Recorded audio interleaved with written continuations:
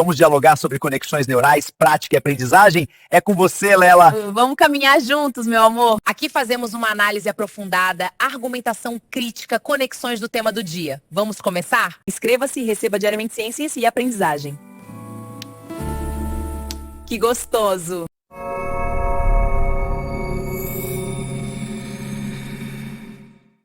Olá! Hoje a gente vai mergulhar no material, olha, denso. Bem acadêmico mesmo. Sim, bem específico.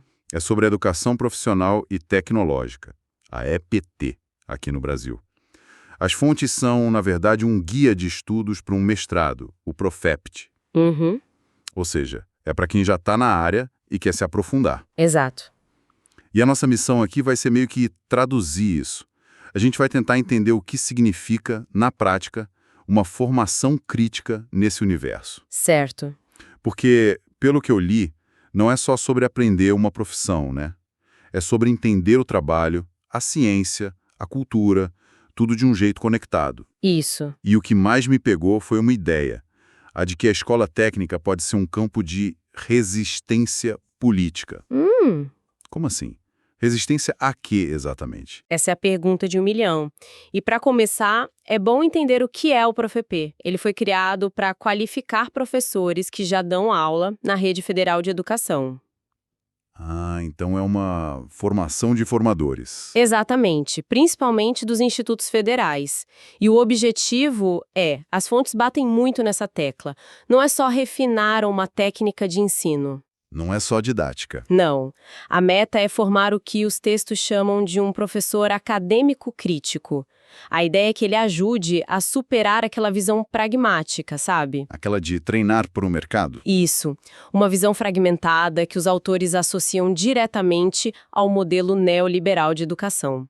Ok, vamos começar a desembrulhar isso, então. A primeira coisa que salta aos olhos é que a palavra trabalho aqui tem um sentido bem maior, né? Muito maior. Não é só ir para o trabalho, ter um emprego. As fontes, que usam uma lente chamada materialismo histórico dialético, definem trabalho como a ação que nos faz humanos. É o que nos define. É a gente transformando a natureza para poder existir e, nesse processo, a gente se transforma junto. É o que nos diferencia dos outros animais, basicamente. Exato.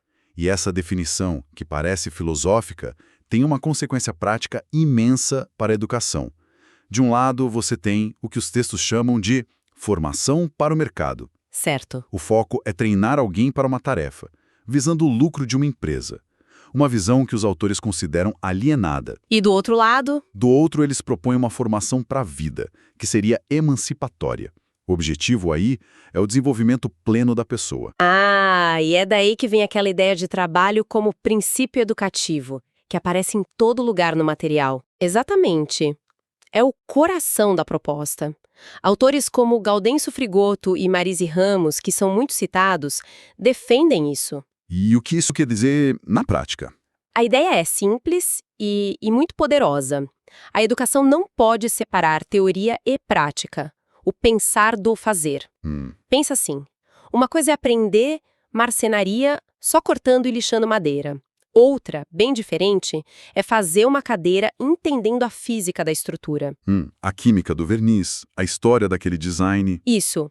E até o impacto ambiental da madeira.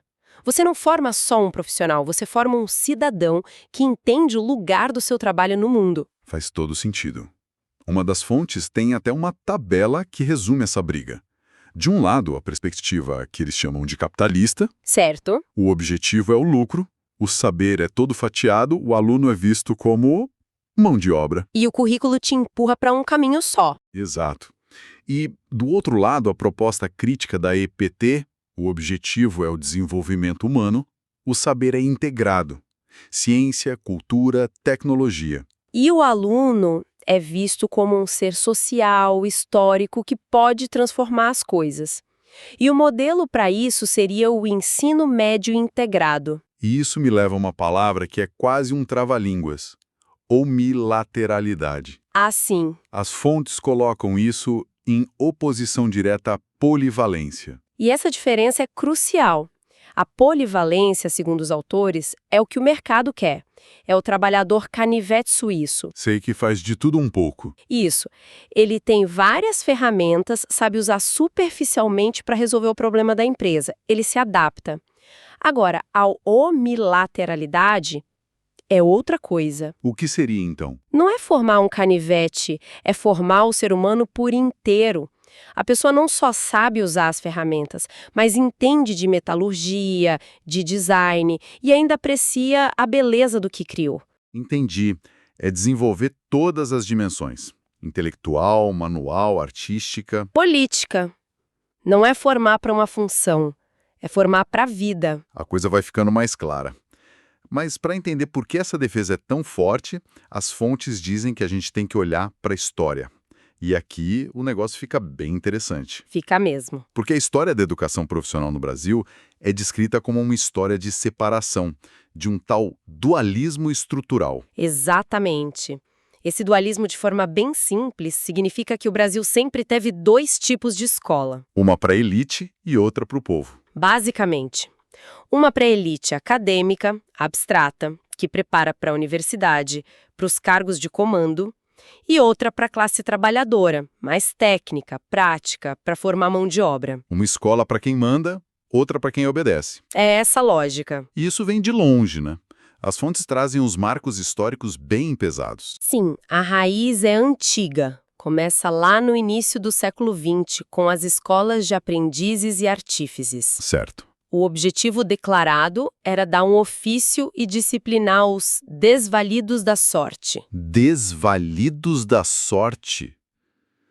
Nossa, que expressão forte. Pois é, a linguagem já entrega tudo, né? Não era para emancipar, era para controlar. Era para gerenciar um problema social, não para educar cidadãos. Precisamente. E aí, pulando para tempos mais recentes, as fontes apontam o decreto de 1997, o 2208, do governo FHC, como o auge dessa política neoliberal. O que ele fazia? Ele simplesmente proibiu que o ensino técnico fosse integrado ao ensino médio. Como assim proibiu? Por lei, ou o jovem fazia um, ou fazia o outro, ou fazia os dois em escolas separadas. A formação foi fatiada. Uma separação forçada. A escola do saber geral de um lado e a do saber técnico do outro. E qual foi a reação? A reação veio em 2004, com o decreto 5.154, já no governo Lula. Ele revogou o anterior e permitiu de novo a integração. Ah, então ele abriu o caminho para o ensino médio integrado, o EMI. Exato. Que é o modelo que as fontes defendem como ideal. E o grande marco dessa virada, segundo os autores, é a criação dos Institutos Federais, os IFES, em 2008. Então, peraí. A criação dos IFES não foi só uma decisão de governo para criar mais escolas. As fontes veem como algo maior, uma conquista política. Muito maior. Os textos tratam os IFES como uma expressão política das lutas da classe trabalhadora. Uau! A criação deles é vista como resultado de décadas de mobilização de movimentos sociais, de sindicatos, de educadores que queriam outro projeto de país. E qual seria a diferença de um IFE para uma escola técnica comum? A missão de um IFE, no papel, é bem diferente. Ele tem que, por lei, integrar ensino, pesquisa e extensão. E tem o compromisso de levar a educação de qualidade para o interior, para a periferia. É um projeto de democratizar o conhecimento. Um projeto que parece estar sempre em disputa. Porque logo depois de falar dessa conquista, as fontes trazem a reforma do ensino médio de 2017. E o tom muda. O tom despenca. Totalmente. Pesquisadores como a Marise Ramos, que é referência na área, analisam essa lei como um retrocesso gigantesco. Por quê? Para eles, a reforma com os itinerários formativos, ela legitima de novo o dualismo. Na prática, cria caminhos que oferecem uma educação mínima para os mais pobres, Entendi. negando o acesso ao conhecimento mais amplo e empurrando esses jovens para formações precárias que só servem para um mercado de trabalho também precário. É uma volta à lógica da separação. É um cabo de guerra constante, então. Um avanço, um retrocesso. Sempre. Se a educação é esse campo de batalha, faz sentido que as fontes busquem um teórico que pensou exatamente nisso. E aí entra um nome que não para de aparecer. Antônio Gramsci. Sim, Gramsci é a base teórica para muito disso. E o primeiro conceito dele que as fontes usam é o de aparelho de hegemonia. O que seria isso? Para o Gramsci, a escola não é um lugar neutro.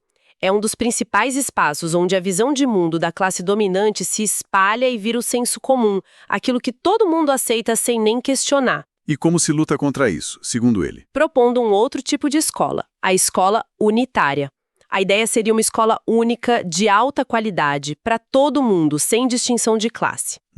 Uma escola que combinasse trabalho intelectual e manual desde cedo.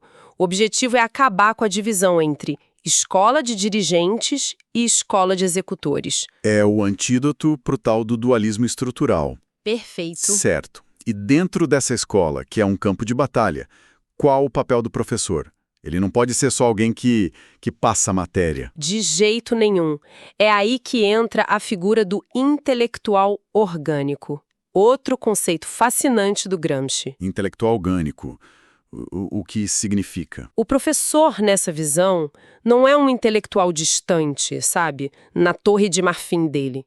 Ele é orgânico a uma classe social, no caso, a classe trabalhadora. Certo. A função dele não é só ensinar, mas ajudar essa classe a organizar o próprio pensamento, a entender sua condição no mundo e a construir uma visão de mundo própria, capaz de disputar a hegemonia. Então, se o professor é esse intelectual orgânico que quer mudar a realidade, ele precisa de ferramentas para isso.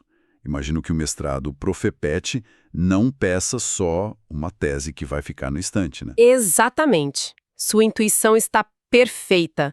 E aí entra a peça central do mestrado. O foco não é numa dissertação tradicional, mas na criação de um produto educacional, o PE. Um produto educacional. O que pode ser isso? Ah, quase qualquer coisa.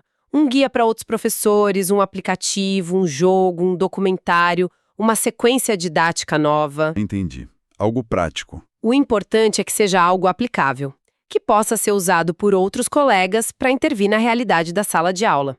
A pesquisa tem que virar uma ferramenta de transformação. E como é feita essa pesquisa? Qual a lente que eles usam para olhar os problemas? A abordagem que as fontes defendem é a qualitativa, baseada, de novo, no materialismo histórico dialético. Ok, é um nome complexo. Mas a ideia, só para deixar claro, é olhar para os conflitos e as condições materiais da sociedade, tipo poder e dinheiro, para entender por que a escola é como é, certo? Perfeito. É isso. É olhar para o todo. Entender como o capitalismo influencia a sala de aula e analisar as contradições, ou seja, os conflitos e, principalmente, onde estão as brechas para a gente resistir e mudar. E as fontes trazem um exemplo concreto disso que eu achei muito poderoso. Uma revisão de todos os trabalhos do Prof. Epti sobre a inclusão de estudantes surdos. Sim, é um exemplo perfeito de como a teoria encontra uma questão humana urgente. A pesquisa mapeou todas as dissertações e produtos sobre o tema. E o que ela achou? Os resultados são um retrato fiel da EPT. Por um lado, revelam as barreiras imensas que os estudantes surdos enfrentam. Falta de intérprete, material não adaptado, o isolamento. A parte dura da realidade. A parte dura. Mas, por outro lado, e isso é o mais incrível, a pesquisa mostra que os produtos educacionais criados pelos professores do mestrado são um foco de resistência muito potente. Que tipo de produtos? Glossários, técnicos em libras, vídeos, propostas pedagógicas, são ferramentas concretas que estão sendo criadas ali, na base, para quebrar essas barreiras. Uau! A pesquisa não fica só na denúncia do problema, ela mapeia as soluções que estão sendo construídas. Isso mostra, na prática, o compromisso dessa visão de EPT com a transformação real. Isso realmente amarra tudo. Então, se a gente fosse resumir, a educação profissional, por essa ótica, é um projeto que, primeiro, vê o trabalho como formação humana completa. Segundo, se entende como parte de uma luta histórica contra a ideia de uma educação para ricos e outra para pobres. Certo. E terceiro, vê o professor como um intelectual que age para transformar a sociedade. É por aí. É uma síntese excelente. E ela nos leva direto à reflexão final que o material provoca. Que seria? As fontes deixam muito claro que os institutos federais, que são a casa desse projeto, vivem sob constante ameaça. Os fatores externos de risco. Exato. Cortes de orçamento, pressões do mercado, mudanças políticas que vão na contramão de tudo isso que a gente discutiu. O que nos deixa com uma pergunta no ar, imagino. Exatamente. Fica esta provocação para a gente pensar. Se essa educação crítica é um projeto político que depende de uma estrutura, dos prédios, dos laboratórios, dos salários, dos IFs para existir, o que acontece quando essa estrutura é atacada o tempo todo? A resistência de verdade, aquela que sobrevive às tempestades, estaria então menos nas grandes leis e mais na capacidade de cada professor, na sua sala de aula, de continuar criando essas práticas, esses produtos que mantêm vivo o espírito crítico da EPT, mesmo com poucos recursos. Mesmo com o vento soprando contra. Exato. A luta macro é fundamental, mas talvez a trincheira mais resiliente seja, no fim das contas, a própria sala de aula.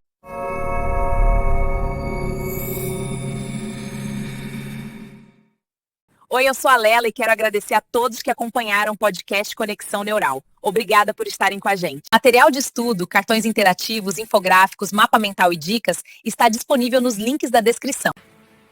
Deixa nos comentários os temas que você quer ouvir no próximo Conexão Neural. Deixa um alôzinho pro Macedo e para mim nos comentários. Boa noite. Amanhã estaremos aqui esperando por vocês. Tchau. Te amo, Macedo.